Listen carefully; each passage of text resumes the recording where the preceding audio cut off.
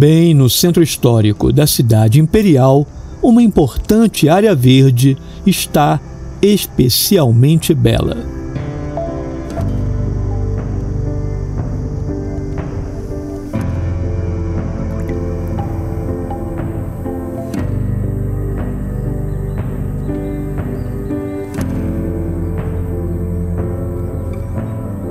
Estamos falando dos jardins da Casa de Petrópolis.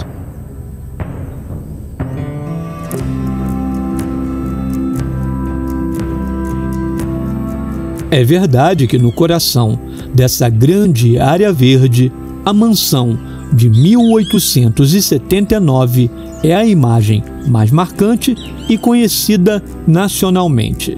Sua arquitetura une com originalidade estilos europeus. A assimetria da fachada fez com que o imóvel ficasse também conhecido como a Casa dos Sete Erros.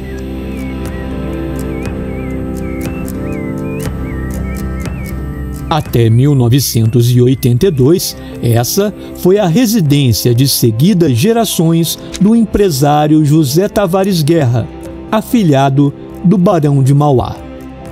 Desde 1999, aqui funciona a Casa de Petrópolis Instituto de Cultura, um espaço para as mais diversas manifestações históricas, culturais e artísticas. O imóvel, que tem uma rica história e um interior fascinante, é uma visita imperdível. Desde 2019, o Instituto entrou em uma nova fase, ampliando suas atividades e fazendo melhorias no imóvel e nos jardins, que atualmente surpreendem o visitante por sua vitalidade e beleza.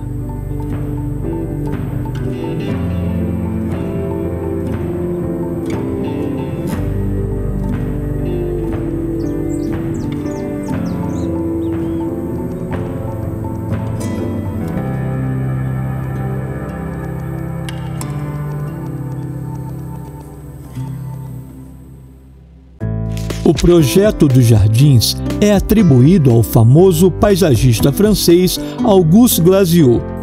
Ele chegou ao Brasil aos 30 anos de idade e ganhou a confiança do imperador Dom Pedro II, que o encarregou de obras importantes. No Rio de Janeiro se destacam os jardins do Passeio Público, da Quinta da Boa Vista e do Campo de Santana.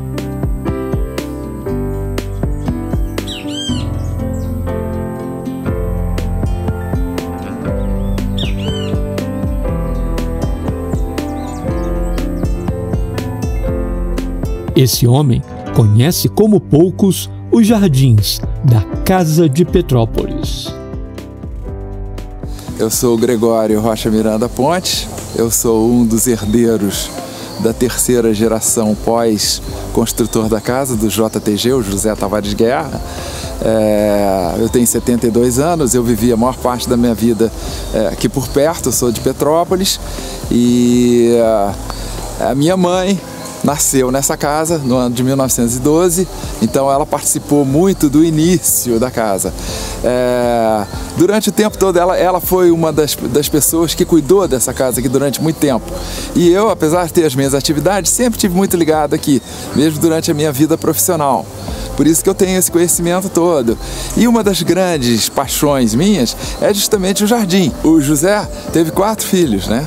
E desses 4, 2 tiveram muitos filhos, sendo que a geração da minha mãe, a minha avó, foram 9 irmãos. A minha mãe, por exemplo, como nasceu aqui, a geração dos irmãos dela, a maioria nasceram nessa casa e se criaram aqui, estudavam.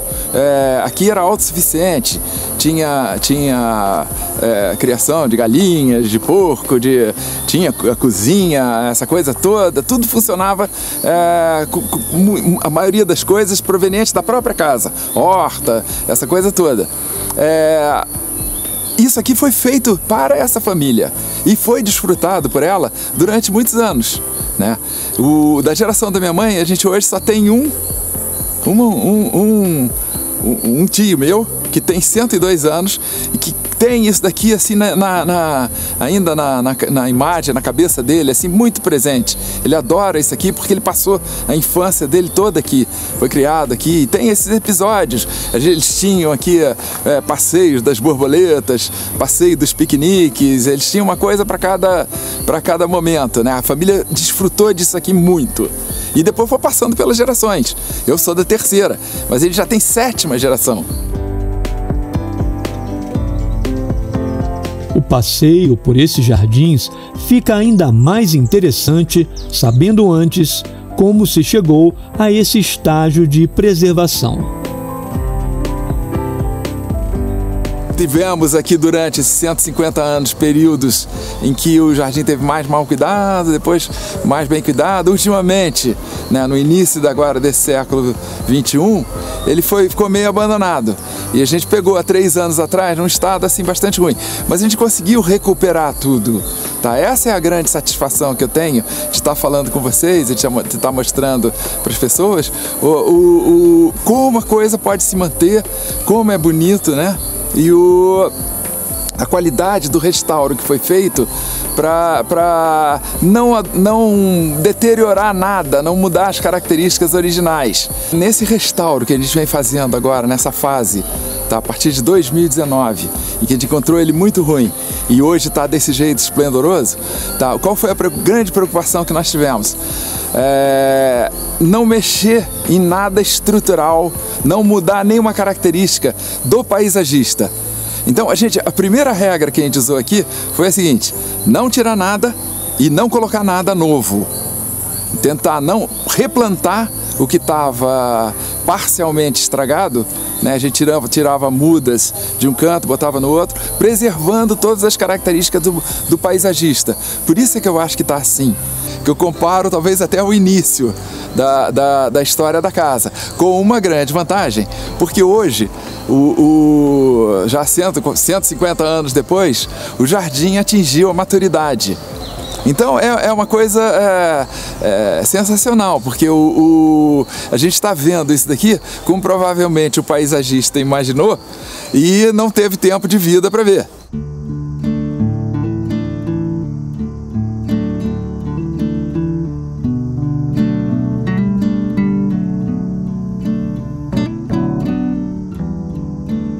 Nesses jardins, não são poucos os elementos que realmente remetem ao estilo do paisagismo de Glasiou. As linhas curvas das alamedas em harmonia com a sinuosidade da natureza. A combinação de espécies nativas e exóticas, para muito além do efeito estético, destacando a biodiversidade.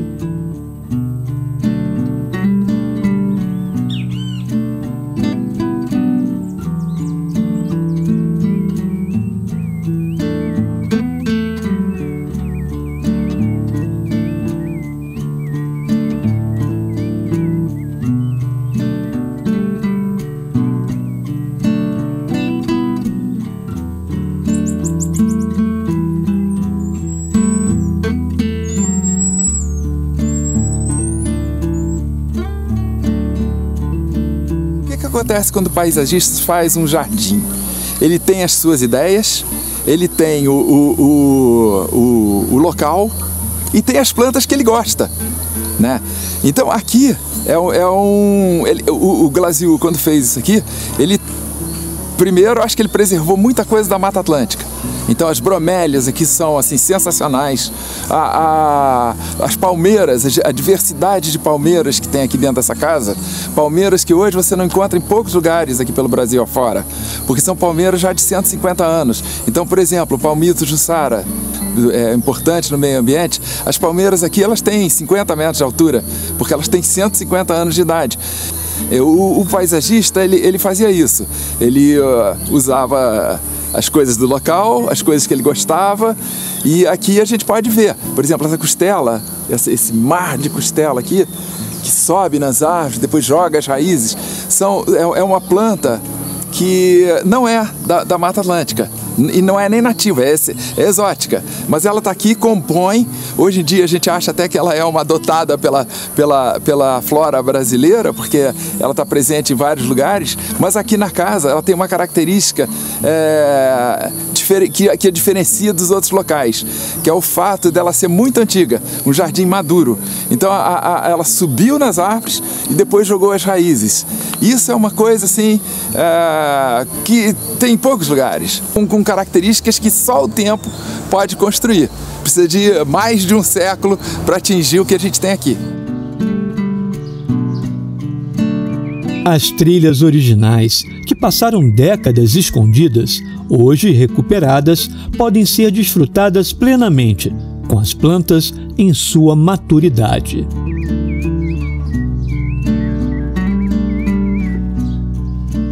Está curtindo?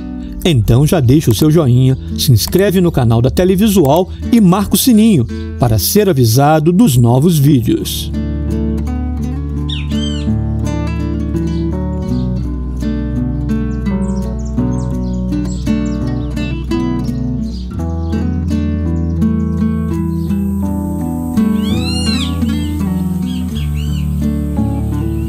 Os jardins da Casa de Petrópolis são também muito ricos em árvores frutíferas. Assim, esse ecossistema se torna um habitat perfeito para uma ampla variedade de animais e insetos.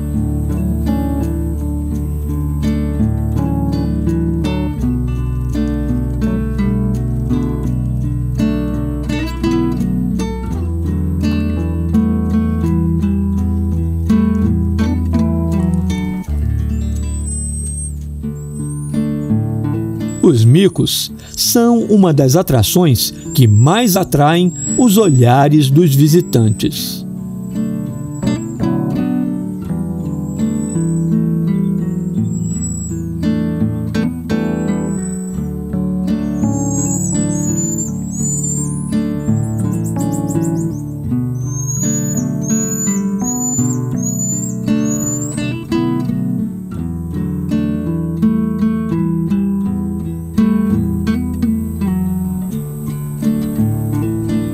Caminhando nas trilhas, outro personagem se destaca pela veloz movimentação.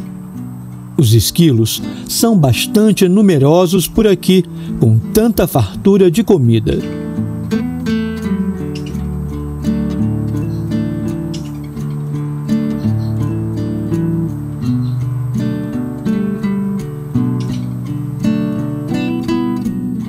Nas raízes suspensas das costelas de Adão, o trabalho das pequenas formigas é um grande espetáculo.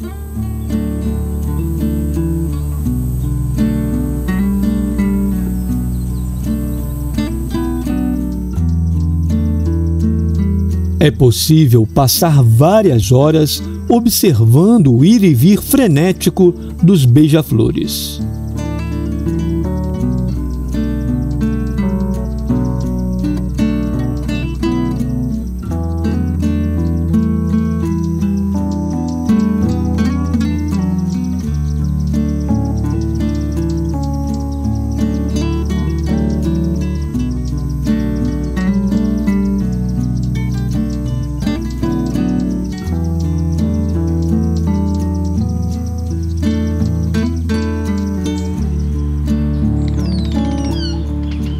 Falando em movimentação, mal dá para registrar esse pássaro, que chega a medir quase 50 centímetros de comprimento. É o japu. Seus ninhos, nas partes mais altas das árvores, são um primor de engenharia.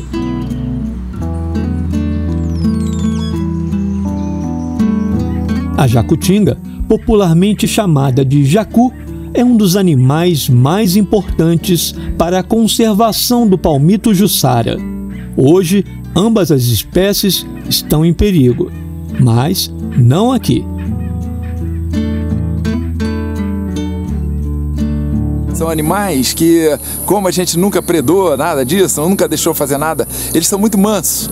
Então você consegue conviver com eles. É uma situação assim que vai encontrar em poucos lugares. O fato de você ver todos esses animais convivendo junto com o passeio que você faz. Vale a pena viver.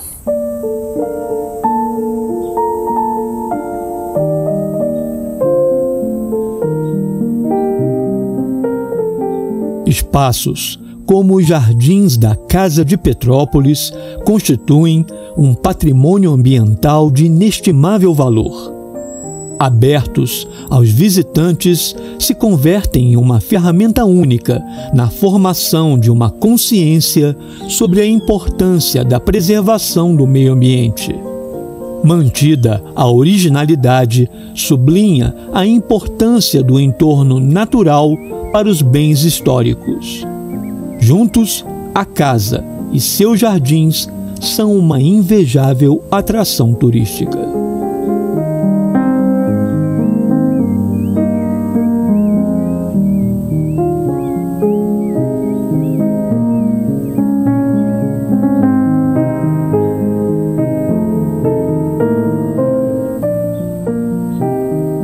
Para mim, qualquer coisa que você fale aqui do jardim, existe uma ligação sentimental.